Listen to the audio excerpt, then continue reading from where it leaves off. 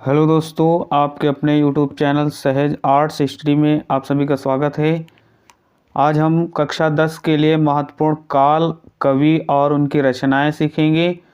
जो ट्रिक से सीखेंगे बहुत ही आसानी से याद हो जाएंगी रचनाएं। तो एक एक करके हम देखते हैं।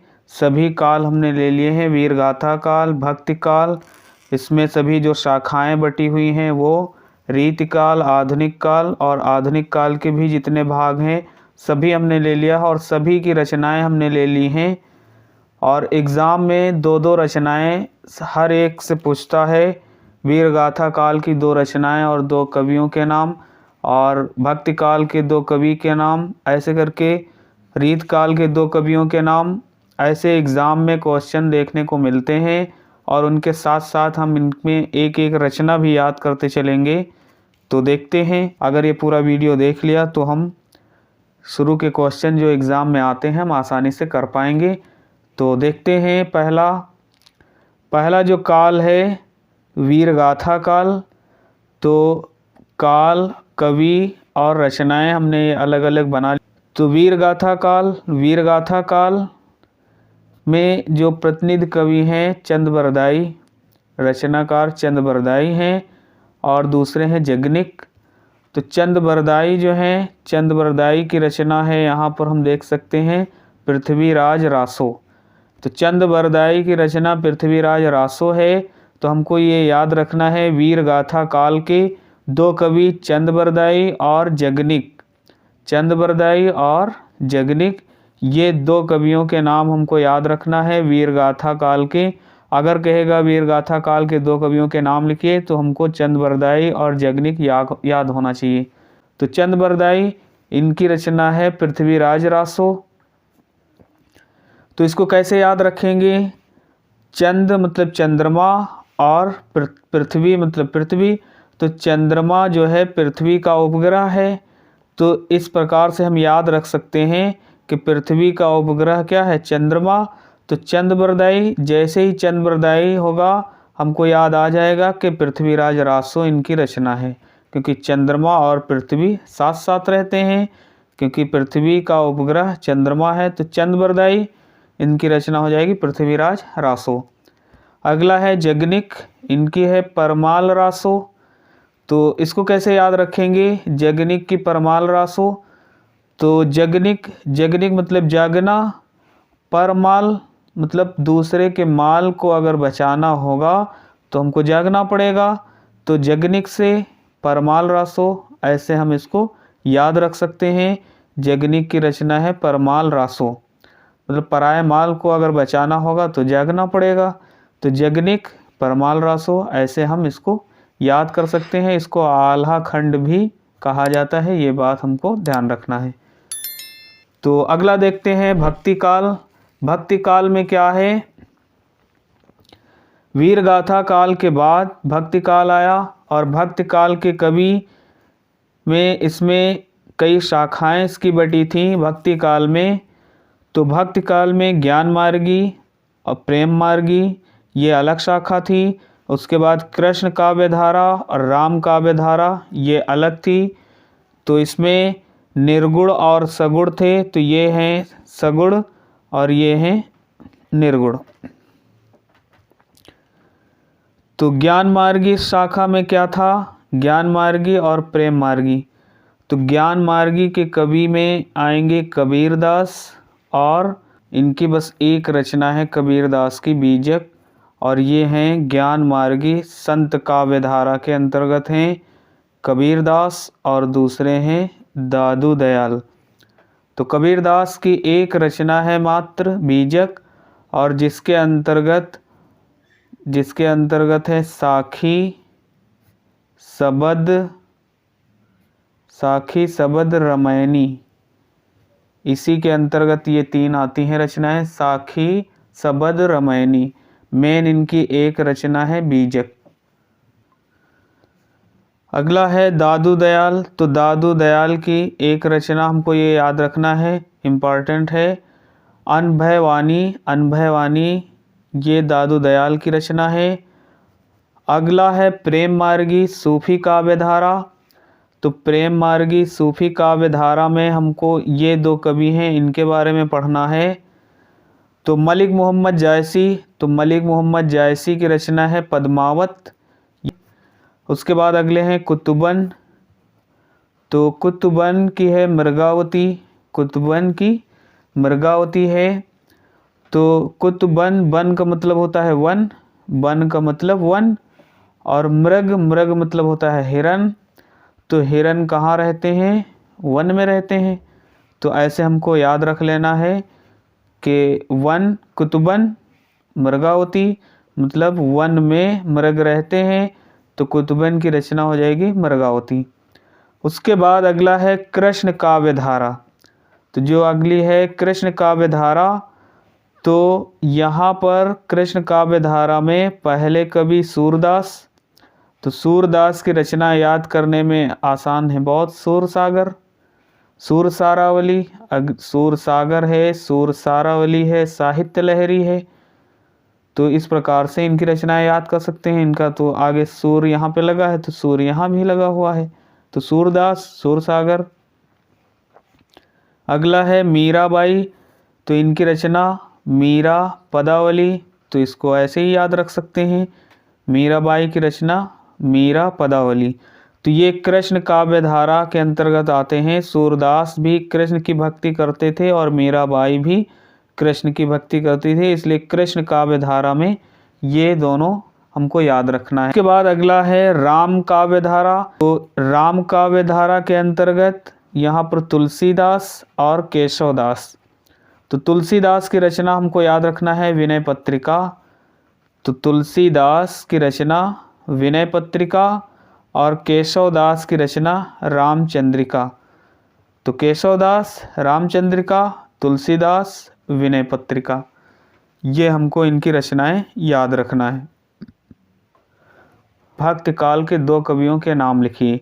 अगर ऐसा कह रहा है तो हम इसमें से कोई भी लिख सकते हैं, कबीरदास तुलसीदास लिख सकते हैं, मलिक मोहम्मद जायसी केशवदास लिख सकते हैं, मीराबाई सूरदास लिख सकते हैं, कोई भी लिख सकते हैं। अगर ऐसा कह रहा है भक्त काल के दो कवियों के नाम लिखिए तो।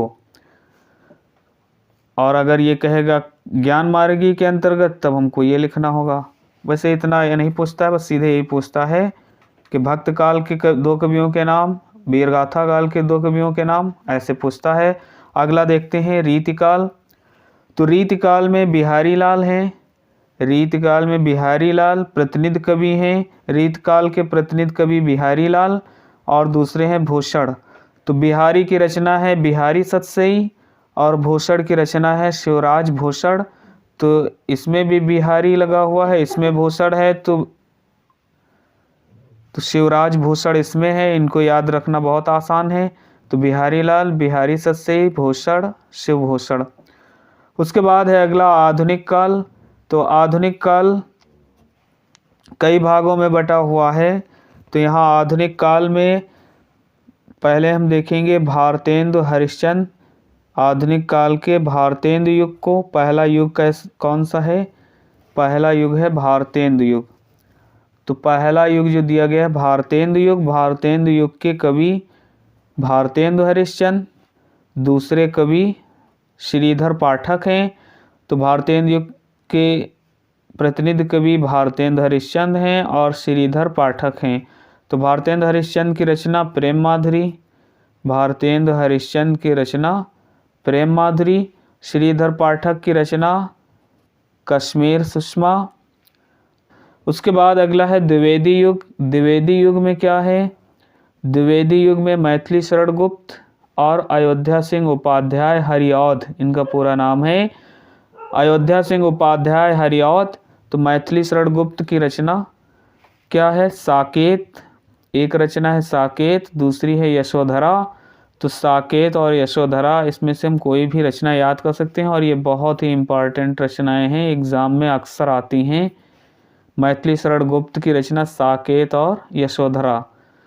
उसके बाद है अयोध्या सिंह उपाध्याय हरिऔध की रचना है वैदेही वनवास।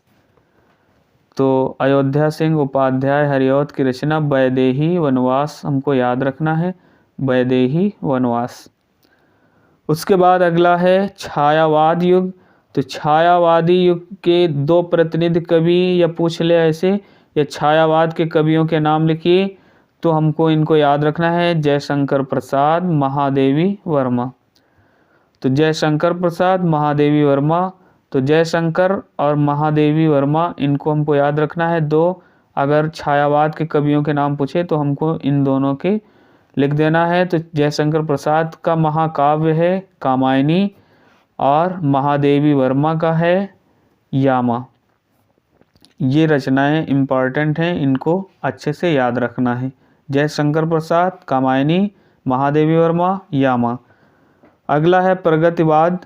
तो प्रगतिवाद में मेन ये कवि हैं निराला जी, सूर्यकांत त्रिपाठी निराला। तो सूर्यकांत त्रिपाठी निराला, इनकी रचना अपरा, सूर्यकांत त्रिपाठी निराला की रचना अपरा।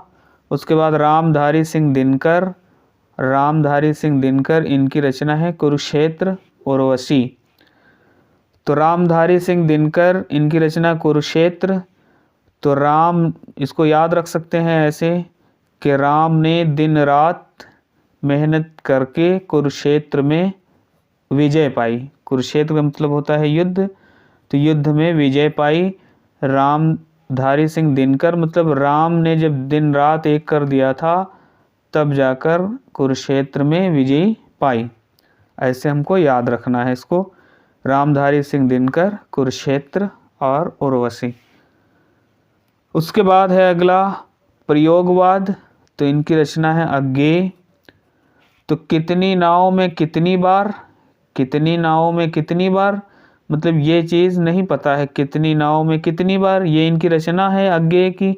और अज्ञेय माने होता है जो नहीं पता है, अज्ञेय जिसका ज्ञान नहीं है, अज्ञेय मतलब जो नहीं पता है।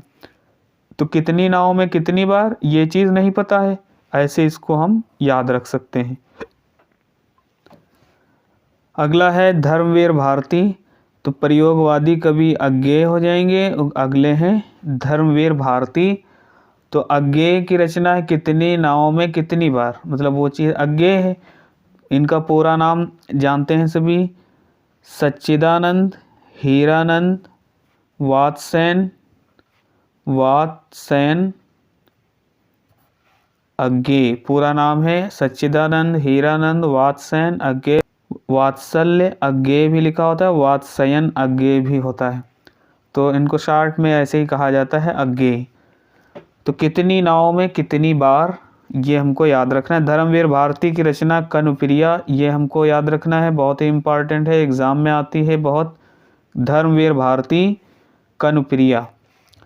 उसके बाद अगले हैं नई कविताएं। नई कविताओं में ये हमको याद रखना है भवानी प्रसाद मिश्र को, खुशबू के शिलालेख, खुशबू के शिलालेख, खुशबू के शिलालेख। अगला है गिरिजा कुमार माथुर, गिरिजा कुमार माथुर इनकी रचना है धूप के धान।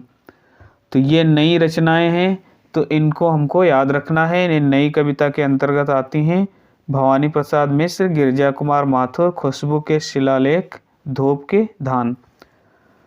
तो इस प्रकार से इतनी रचनाएं अगर हम याद कर लेते हैं तो एग्ज़ाम में इनमें से कोई ना कोई क्वेश्चन तो ज़रूर आएंगे। इस दोस्तों, अगर वीडियो अच्छा लगा हो तो वीडियो को लाइक करिए और ज़्यादा से ज़्यादा शेयर करिए। चैनल पर नए हैं तो चैनल को सब्सक्राइब करें। मिलते हैं अगली वीडियो में, तब तक के लिए बाय बाय।